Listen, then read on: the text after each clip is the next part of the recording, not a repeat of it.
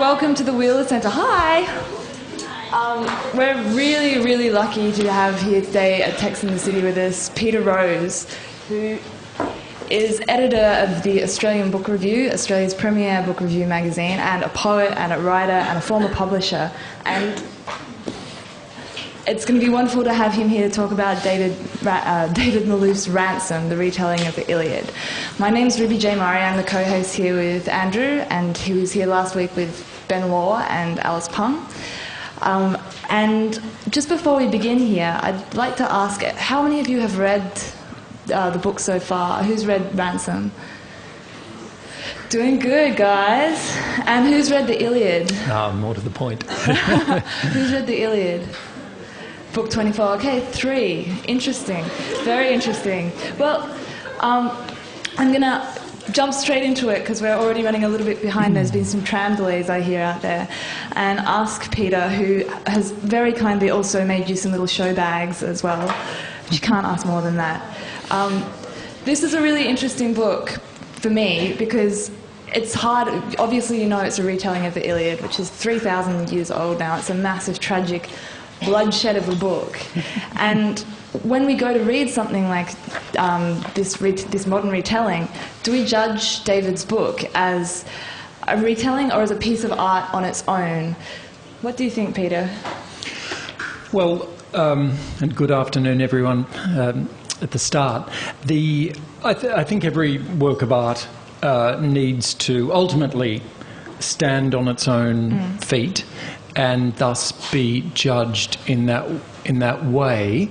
And in a sense, a work that derives from such totemic work as Homer's the Iliad, it can be judged even in a way more severely. But this fits into such a long tradition. David Malouf is probably the 10,000th artist, visual artist or writer, to take that colossal work, a work of, I think, something like 12,000 lines of poetry, with a very obscure, mythical kind of provenance of its own. He must be the umpteenth artist to address that work. Visual artists have turned to him extensively. It's a great tradition for a writer to go back to classical sources. I do it by looking at a Roman poet, Catullus, in my poetry. Shakespeare could not have written the plays without his reliance on classical sources, some of which he would just lift and paraphrase in ways that now would expose him to allegations of plagiarism, really. George Bernard Shaw does it in something, the character of Pygmalion writes a play which someone writes a musical out of called My Fair Lady. So it's such an important tradition in Western literature, but ultimately I think we must judge the work on its own. And what I found, as you know, I reviewed the work in my magazine, Australian Book Review, when it came out, and I found, unlike some critics, most critics probably, I found the differences, the gulf, if you like, between Malouf's sensibility and this tremendous, charismatic, violent, flamboyant Homer, the gulf between them almost too great, and said so in this review. And Ruby's just mentioned, by the way, I brought that review, some other Malouf copies, and I've got a few copies of the magazine too, so afterwards come up. If you're interested in having them, I've got about 50 of them. And it's a fabulous review, so you should definitely take advantage of this little study note pack that he's kindly put together for us. When you talk about this gulf between the original and, or however original we want to assume that Homer's is, and Malouf's, what do you feel that Malouf's version brings to it that's new? If we bring something new to these reimaginings of cultural stories, which are so important each time, what is the special Malouf offering in this? Well, there are some sort of factual ones, nitty-gritty ones.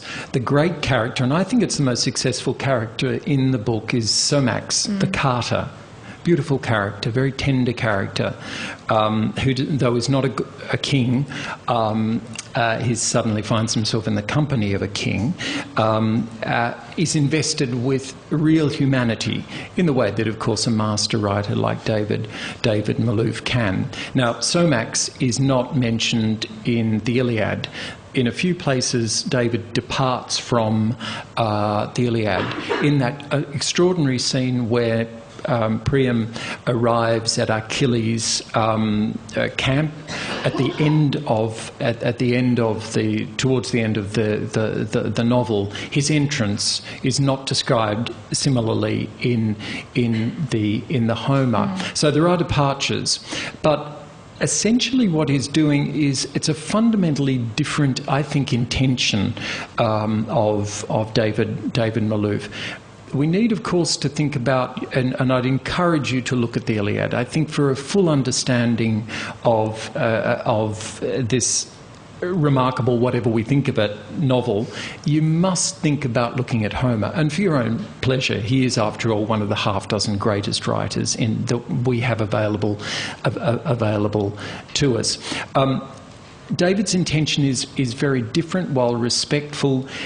One of his great themes, I think, is to, in so much of his work, as you know, he's written extensive novels, short stories, a lot of poetry, great essayist, he's written a memoir. But throughout his work, he often will take two men, usually men, draws them out of their usual world, their usual orbit, and subjects them to a kind of trial, if you like, almost a Mozartian sort of trial of character, and where they are greatly altered by the experiences. They undergo a kind of metamorphosis through whatever happens to them. And in this case, we see that most acutely in what happens to this king, this ruler, this head of Troy, Priam, who, when he is pulled out of his comfort zone, putting it crudely, and off he goes in the most unking-like way in the company of a smelly carter into danger. And it's really, I think, this is I think Homer, and this is putting it, generalising madly, Homer is really interested in what is happening to the individual inside his head. So often in Malouf, it's in the pairings, the couplings, what goes on between two people. And Priam, who has never encountered anyone like Somax, or not while he's been king for however many years, has been so busy having all those sons, isn't he? Is suddenly he's mixing with someone who offers him a griddle cake, whatever a griddle cake is, and he's sloshing around in a creek.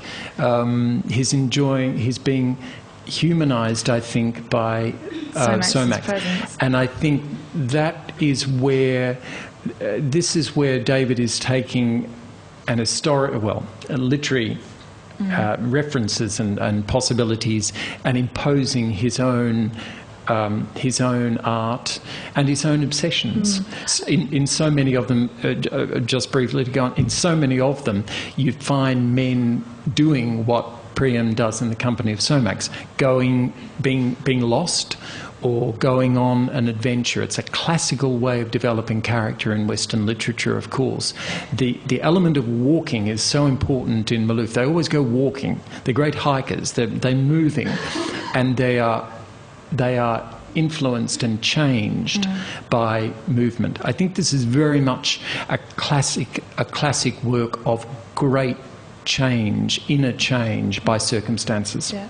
There's two things that are really interesting about that. I mean, the first thing, which I wasn't actually going to mention first, but I will mention now that you've talked about the role of walking.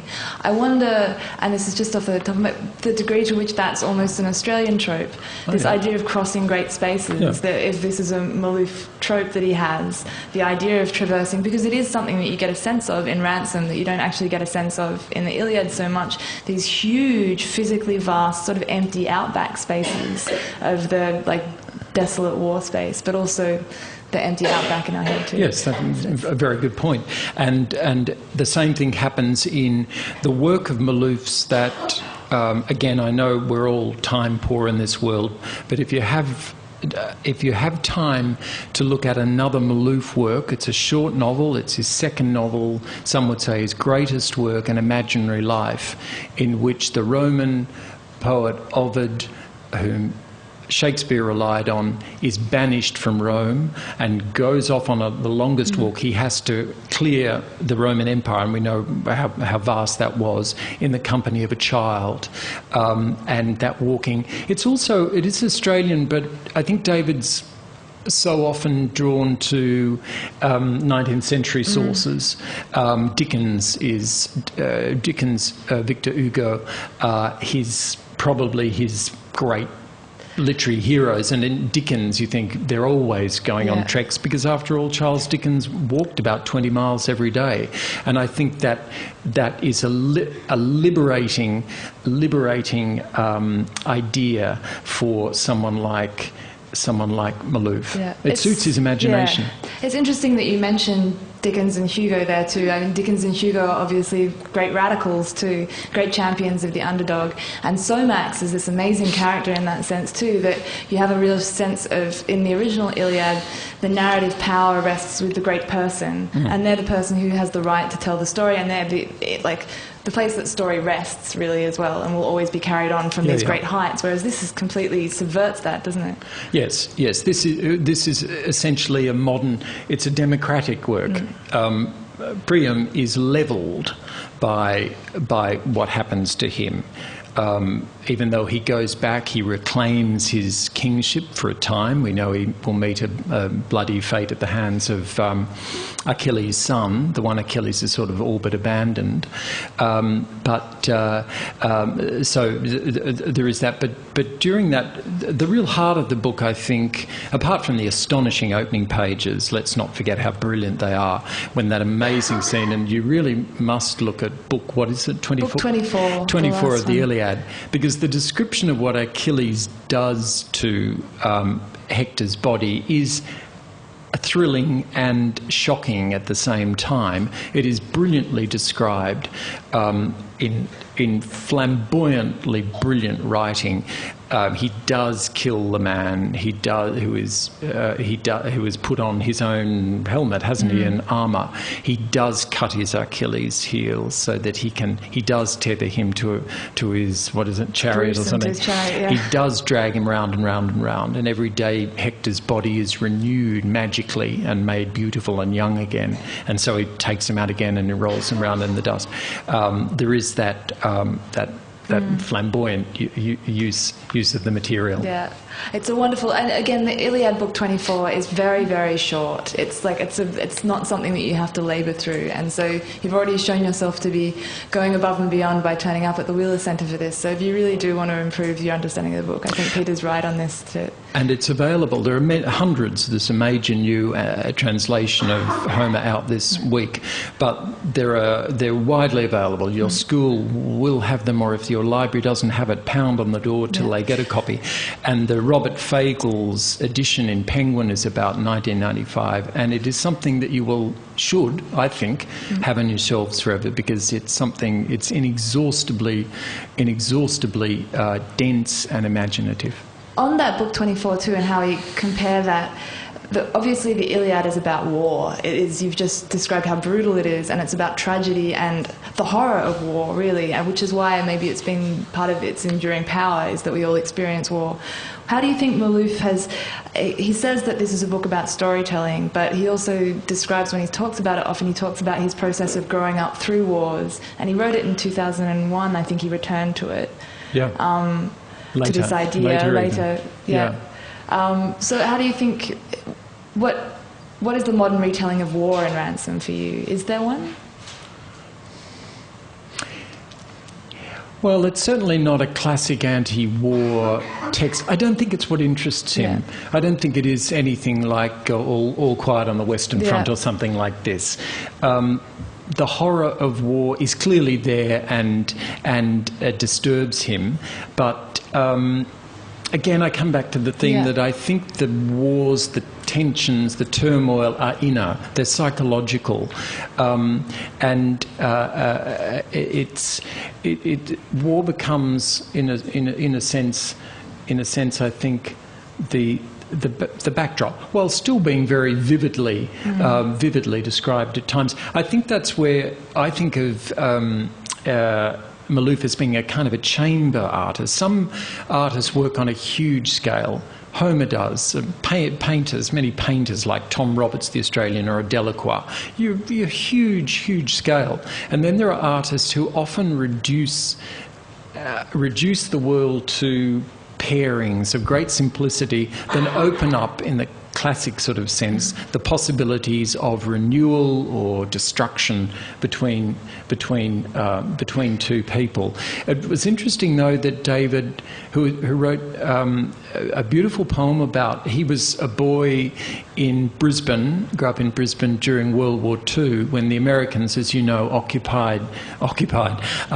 Well, they virtually occupied Brisbane, and many of the Marines would come to David's house, and he wrote a great poem about it. What is it? The Little Foxes. The Little Foxes. So a boy, 8 or 9 or 10, very impressed by what was going on. So it's not as if he wasn't untouched by war. If you were a kid growing up in Australia in the 1940s, especially in Brisbane, it was in your face. But he's not in that sense, David is I think a quite radically unpolitical writer. He is it's very interesting that. And it's a tension for his readers. Some readers, of course, want more. Some readers want more dissent, more. If you were going to this looking for solutions, then you're not going to find it. Some readers might want more vivid depictions of women. Yes, this is what I was complaining about backstage, which is why Peter's looking at me and laughing now. I was like, what has happened to the women of Troy, who are these amazing, vibrant, angst-ridden, sad characters who've watched their entire families die, and in this have become these sort of little tropes that go, oh, Hecuba, don't go, and then she sort of trots off again. I found, to me, and I say that in the review, that's the least successful scene. That's the scene I really wanted to cut. If I'd been a director, I would have been saying, cut that scene with Hecuba. I thought that went on way too long. I don't think... There are always, of course, women in his world. It's difficult to exclude women from a book entirely, though it has been attempted. But the women are rarely central, I think, to this kind of clash of destinies that I've been talking about today. Something that was really valuable to ask Peter about. Peter is a poet as well as an editor and a former publisher extraordinaire, and having written novels and memoirs. And I should just grab this now. His book of poetry, his latest one, Crimson Crop, is being launched by Andrea Goldsworthy at Readings on the 26th of March. But it also gives us a very interesting insight into the prose of this book. Peter, could you talk a little bit to the prose and to the lyric poetry of Malouf? Well, David, who had a distinguished academic career, taught at the University of Sydney, began as a poet, as many Australian writers do, wrote only poetry for maybe the first 15 years, won awards, very distinguished poet, goes on writing the odd poem. And it's interesting in that note at the back that you will have read, where he talks about, after that very tender scene where the teacher reads that passage from the Iliad, 30 years later he gets a poem from it. 40 years later he gets a novel from it. 9 years after it ever published, we all thought we had the last Malouf novel, and here comes this late gift to us. And he is clearly the lyrical pulse in David's work is there because he has written a lot of poetry. But what I really want to stress is that he is a master stylist, a master user of English prose. The syntax, the grammar of the writing are peerless, and they are peerless, I think, in the Australian setting. I don't think anyone in Australia can write as well as David Malouf, and they're so good that you can miss it, but don't miss it. And the best way to appreciate the cleverness, the suppleness of these passages, passage after passage after passage, is to read it out, listen to it. You learn a great deal more about prose, not just poetry, by listening to it. And with Ruby's permission, I'm going to read just so the passage where Achilles does drag the body through. Just because there's nothing outwardly spectacular about this. There aren't many long words in it. He doesn't have to resort to a flashy vocabulary. It's all in the pacing of the sentence, the cadences, and the very, very skilled use of syntax. I'm reading from page 26 if some of you have it in front of you. Behind him the body, its locks already grey with dust, leapt and followed. The hip bones and the shoulder blades of the massive back dashing hard against sharp-edged flinty stones and ridges as, time after time with gathering speed, the wheels of the light cart took to the air, then struck down hard again in a shower of sparks. Faster and faster he drove, up and down under the walls of Troy, his hair loose and flying, gouts of sweat flung from his brow, as Hector's corpse, raw now from head to foot and caked with dust, bounded and tumbled, and Priam, Hector's father, and his mother Hecuba, and his wife Andromache with the child Astyanax at her hip, and Hector's brothers-in-law and their wives, and all the common people of Troy, who had flocked to every vantage point on the walls, looked on.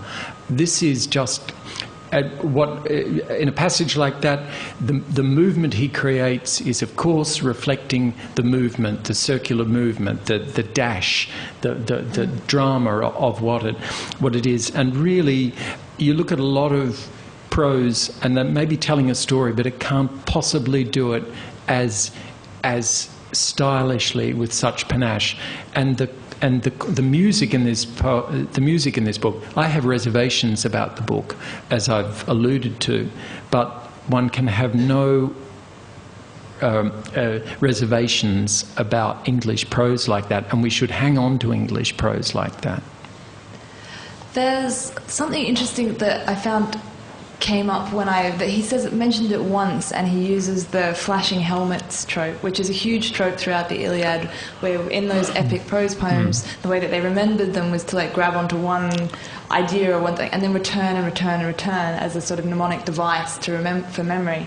What were the big tropes that you found? Did you find big tropes in this, or was it more of a big mise-en-scène where you had everything working in concert, or are there sort of visual themes or feels that he returns to? Yes, he's a wonderfully visual and detailed writer. I think what David will do very intensively in all his work, and what for me the highlights of it were in, I know, the Homeric way. Whenever Achilles is mentioned, his Achilles the runner, or isn't it? You know, it's reminded. Hector the horse tamer. The horse tamer. Dickens does this all the time. You know, by the end you want to scream. I don't need to be reminded what that person's main characteristic is yet again after 800 pages.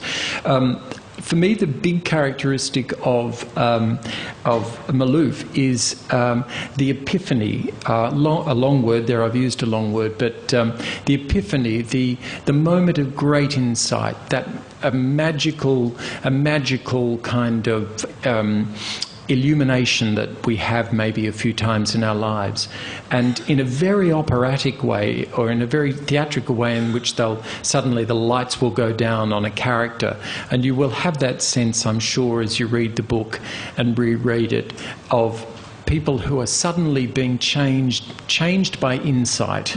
There's a great passage with Achilles when he, I'll try and find it, when he's, you know, he undergoes a radical, like those insights that we can have often if you're listening to music or whatever.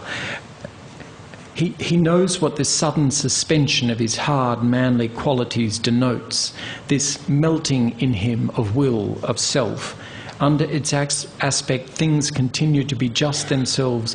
But what is apprehensible to him now is a fluidity in them that on other occasions is obscured. The particles of which they are composed within the solid forms tumble and swarm, as if flow, not fixity, with their nature.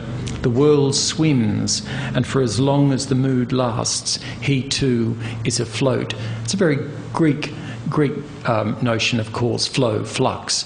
But this is characteristic as you look at other Malouf novels where characters are suddenly just borne up by the fluidity of life. I'm going to open to questions from you in a moment out there in the audience, but because we have Peter here and it's such a great opportunity to ask him, especially given what you guys are all going to be doing at the end of the year, I thought I'd ask you, Peter, very briefly, quickly, this isn't going to be shown on YouTube, so you could, who liked it? Put up your hand if you liked it. Put up your hand if you didn't like it. You can be honest, it's not going to be on the video, David won't be. Okay, it's interesting. I mean, when you go to review a book, Peter, what I wanted to ask you is, especially because they're going to have to divorce themselves from this writing process when they're doing it, how much of your own feeling about the book do you bring to the writing about a book, or how much do you divorce yourself from it and just see it as something that you have to analyse?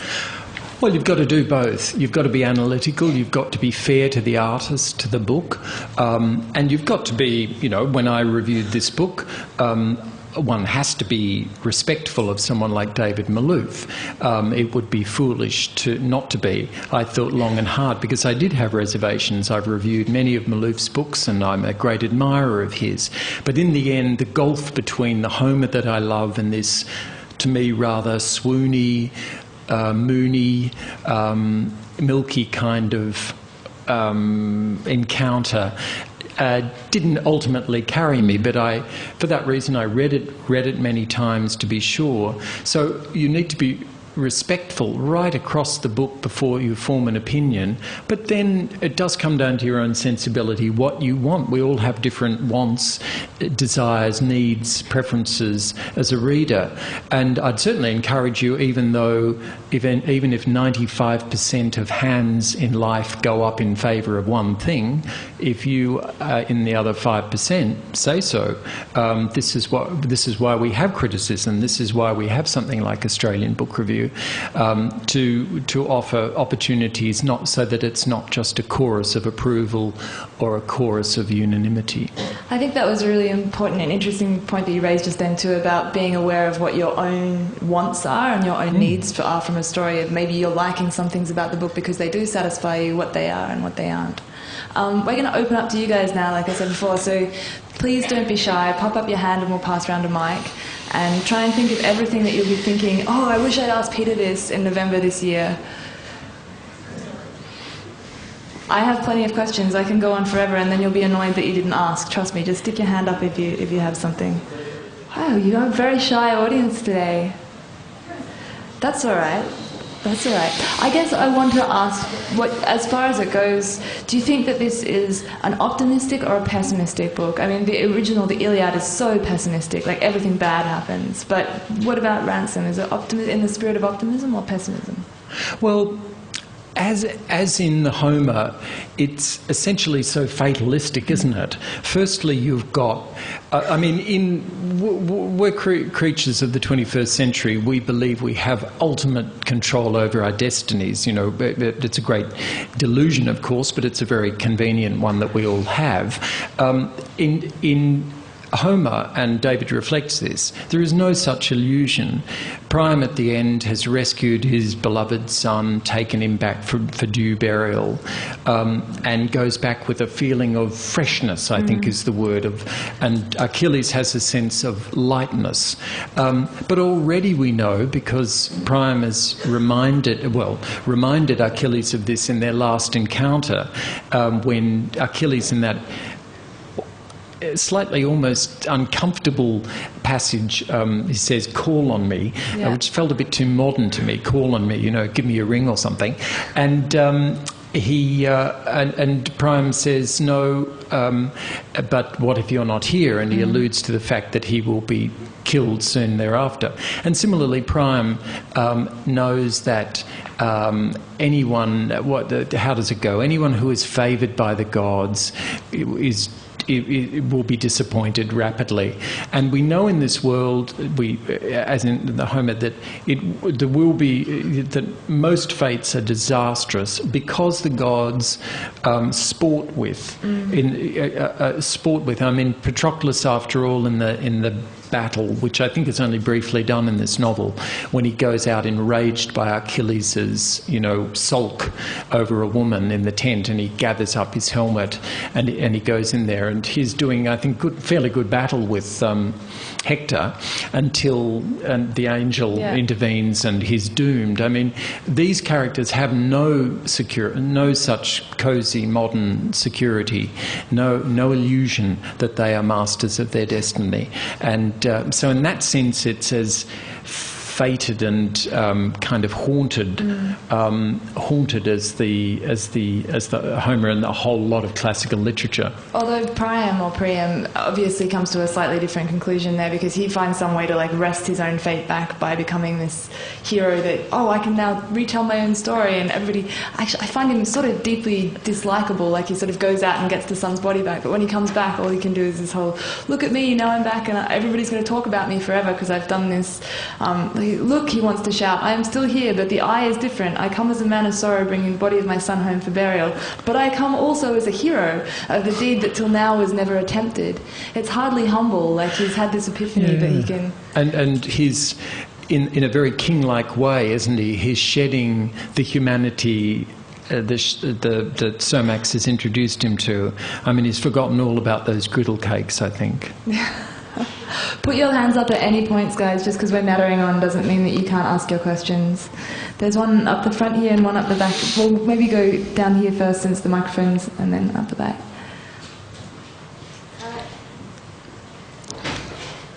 I'll just repeat that question quickly because I think the microphone was hitting. The question was, can Peter please speak a little to the theme of storytelling within the novel?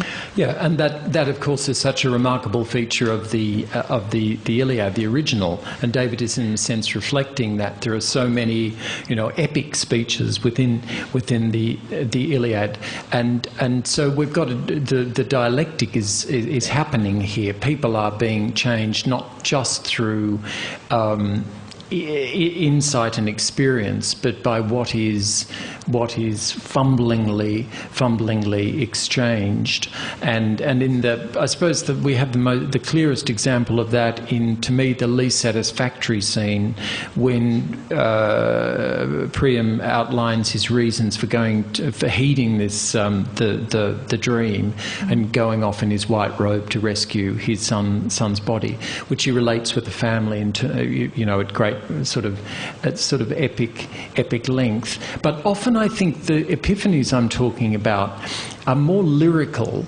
and often lie in details and natural imagery in a way that a great a storyteller whose equivalents in modern literature are Philip Roth, where, say, people never shut up, and so much is carried by the argument, by the logical argument, boom, boom, boom. Here, I think to me it's a moonier kind of revelation than in a classic storytelling sense, and not in the Homeric sense. Mm. And to that theme of storytelling too, I think we were mentioning earlier the idea of the rights to the carrier of story in this, and that shift in the nexus too, I think, is another theme. Yeah. There was a blonde up the back, and then so one, and then in the middle. Good afternoon. As a teacher of VCE English, one of the criterion that we have to respond to the students have to respond to is the author's views and values and how they're conveyed. So, Peter, what do you think that Malouf is saying about fate and chance? What's his view? Well, I think, for a start, David belongs to that class, maybe that generation of writers who would recoil from the idea of conveying his values in an explicit sense. The message comes through the art and through the lyricism of the work. I think, but the great modern radical cry in the book and in much of his work is that human beings, damaged, old though they are, think of it in imaginary life, this limited Priam in battle and whatever, that they are capable of growth, the idea of growth, the great theme, isn't it, in Western literature since Wordsworth, a very modern idea that one will be changed by experience, and that there is that potential, that there is that potential for two opposing warriors like Priam and Achilles to be able to sit down and talk almost tenderly, almost lovingly at the end. That would be, and this is, while David is not explicit, it underpins his whole work, doesn't it? His essay writing, his call for the civilizing nature of art, communication, conversation. I think that's a consistent thread through the work, and that would be, I think he would steer clear of more monumental kind of political outcomes or panaceas. But it comes down to the human, what two people can give each other, communicate. Go ahead. Is the deus ex machina of Hermes staying true to the Iliad, and is it the climax of the text? Crikey. I told you this would happen. You can answer that. You're the expert. Can you repeat the last half of the question again? Is it true to the Iliad? Yeah, is it staying true to the Iliad, and is it the climax of the text? Oh, I think I'm being hazy here. I think it is, isn't it? I'm going to have to take that on notice, I think. I'm not sure. I think do you mean staying true to the original Iliad? Yeah, I don't think so. What you find when you read the original, and I think it's really often the most electrifying interventions and arrivals are of that type, when people are, chugging along and they think they're in control and they've had a victory or they've fallen in love or something, and then they are ripped out of their reality, and David does this in a couple of cases in ways that just time and again with very theatrical effect in the Homer, and the great thing about that is that it will totally subvert a narrative. It can pull you into he's almost, the gods can renew the plot for him in very convenient ways for a writer. I think when you don't have those interventions as a writer, when it's all up to your sorry little characters, then often that's where a book does chug to a halt, in a sense. The Homeric idea, the classical idea, with this force, this other force, gives the author tremendous potential for renewal of a text. I guess the difference for me between the Iliad 2 and Malouf's version is, in the Iliad, the gods and fate is all-powerful. Like, there is no escaping the will of the gods, and it's very deterministic, everything is pre-fated. Whereas Malouf gives you this beautiful, and maybe that's about the idea of fate and chance too, and what you were saying about dialogue, he gives the characters a chance to, fate might happen, the gods, everything might go badly, but they have the chance to react in a constructive way to that. So they are empowered to choose these paths and to sit down in dialogue in a way that they're not really in the Iliad, where the gods sort of say, you go, it will be fine, do this. There's none of this, like, it's command almost. Priam has to journey through darkness, whereas he chooses to in Ransom. So and that's where I think, I mean, I could well be wrong here, and if a classicist in the audience do correct me. But I do, my sense of the way I read Homer anyway, the Odyssey and the Iliad, of what is done to an individual, what an individual Inflicted suffers, upon. what an individual triumphs over, whereas the Maloofian, in the Maloofian world, the consolations are in these pairings of two men of whatever class, of whatever age. That nothing is complete in a sense, bit of a generalisation, an exaggeration, but nothing is complete without this encounter. I mean, Priam is not, in a sense, capable of renewal without the journey. The journey is one sort of character, isn't it? And so, without Somax, meeting Somax and being led by, literally led by, but also metaphorically led by this bumbling, tragic, smelly carter who's lost all his children. Nothing noble about him, but is renewed by them, as Somax himself is affected by the meeting with Priam.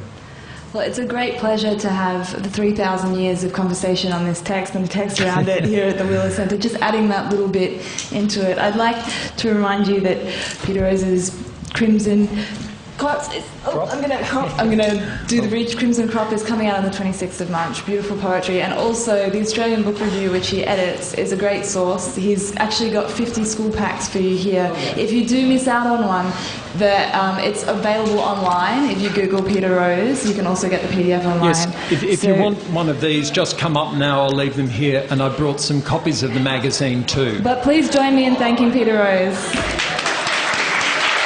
Thank you.